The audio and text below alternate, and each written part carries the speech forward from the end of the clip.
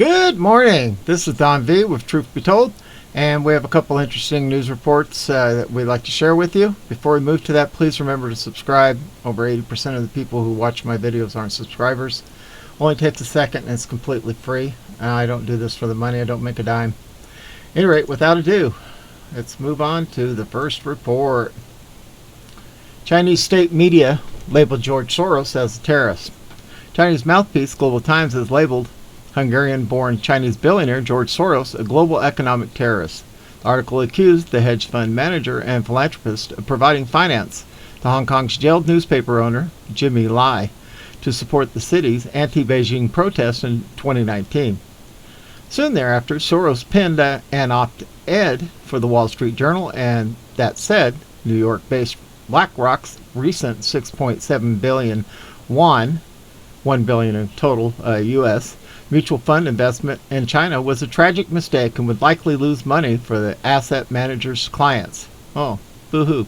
Soros wrote the BlackRock investment imperils the national security interest of the U.S. That followed an August 30th op-ed Soros published in the Financial Times that said Chinese President Xi Jinping's crackdown on private enterprise has been a significant drag on the Chinese economy and would lead to a crash. He said indices, including MSCI's ACWI and ESG Leaders Index and BlackRock ESG Aware have effectively forced hundreds of billions of dollars belonging to the U.S. investors into Chinese companies whose corporate governance does not meet the required standard. Power and accountability is now exercised by one man, Xi, who is not accountable to any international authority. Kind of like Soros, huh? The billionaire urged the U.S. Congress to pass legislation limiting asset managers' investment to companies where actual governance structures are both transparent and aligned with stakeholders. Previous reports said that George Soros' hedge fund had disposed all of its exposure to Chinese assets earlier this year.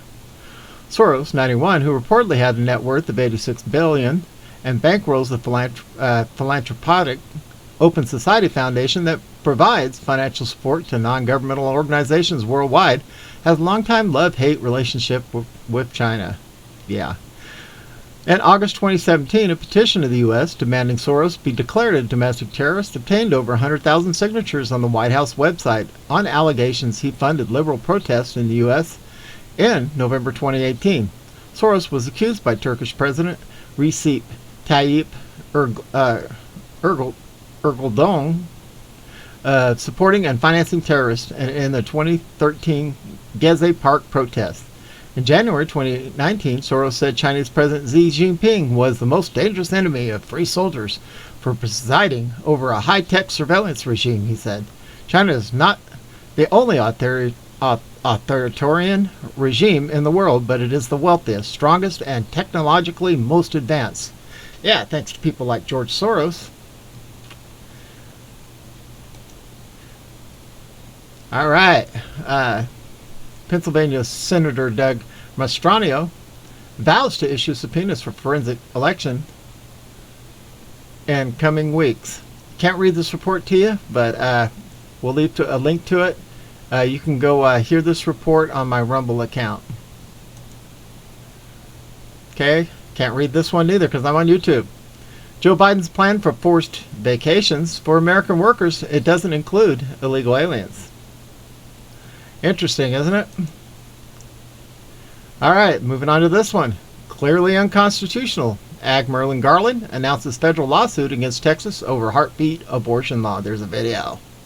U.S. Attorney General Garland on Thursday announced the DOJ is filing a lawsuit against Texas over its heartbeat abortion law. The heartbeat law effectively outlaws abortions in the state after 6 weeks and also gives any citizen, including those outside Texas, the right to take legal action against anyone who aids and abets the termination of a pregnancy after the cutoff point. Garland said the new law is clearly unconstitutional. What does this guy know about the Constitution? And warned other states against passing similar laws. Well, if it's so unconstitutional, how come the Supreme Court refused to rule on it? The act is clearly unconstitutional under long-standing Supreme Court precedent, Garland said, referring to Roe v. Wade, which is on its way out. There's a video here, but I can't stand to listen to this piece of work, so I'm not going to play it. All right. Report. U.S. postal workers exempt from Biden's vax mandate, but private businesses face a $14,000 fine per violation. Updated. I wish I could read you this one too. Like I said, go to my free Rumble account. Doesn't cost you a cent. It's under the same name. Truth be told, with Don V. All right, on the Daily Mail. He said the quiet part out loud. White House Chief of Staff slammed for retweeting post about Biden's vacation requirements being the ultimate workaround to achieving a national mandate. Ronald Klain retweeted MSNBC another Stephanie rule Thursday after Biden made the announcement. Republican lawmakers, including Senator Ted Cruz, criticized the retweet. Biden ordered all federal workers to be vacationed as a part of a series of new mandates he'll push in a major speech on the plan. Workers will not be given the option of testing out. There will be limited exceptions, but any federal employee who refuses it can be fired, White House Press Secretary Jen Psaki said Thursday. Federal employees and contractors will have 75 days to get the vacation. Well, I know I'm not taking it, Mr. Biden, and neither is anyone in my family, but that's our personal choice. Remember, whatever happened to my body, my right? White House Chief of Staff Ron Klain is facing furious criticism for retweeting a post saying the former vice president's sweeping new vacation mandates are the ultimate workaround amid questions over their legality and whether they violate the Constitution. Senator Ted Cruz slammed Klain after he shared MSNBC's anchor Stephanie Rule's post saying OSHA during this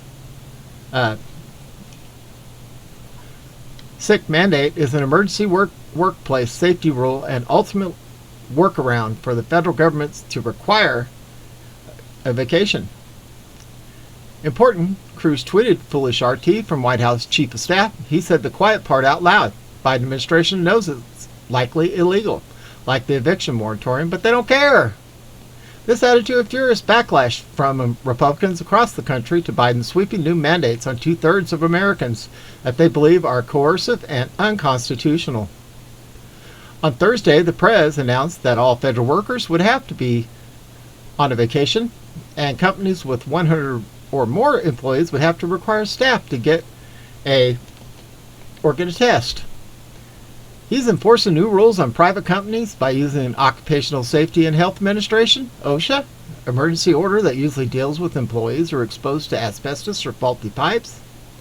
Cruz added, the former VP's vacation mandate completely ignores the science and is an attack on Americans' right to privacy. Feds have no authority to force employers to make employees get a vacation.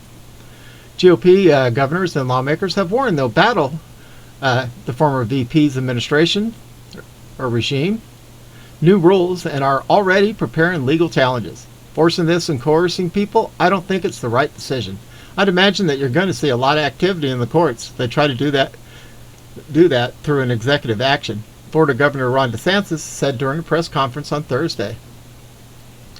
The Republican National Committee says that it intends to sue to block Flashbang's order from taking place, and several House Republican plans to introduce legislation to negate the order. The former VP told Americans when he wasn't that he would not impose vacation mandates. He lied. Oh, can you imagine that? He lied. No way, said RNC Chairman Ronna McDaniel, who added that she was pro-vacation and anti-mandate. Many small businesses and workers do not have the money or legal resources to fight Biden's unconstitutional actions and authoritarian decrees. But when his decree goes into effect, the RNC will sue the administration to protect Americans and their liberties, said McDaniel.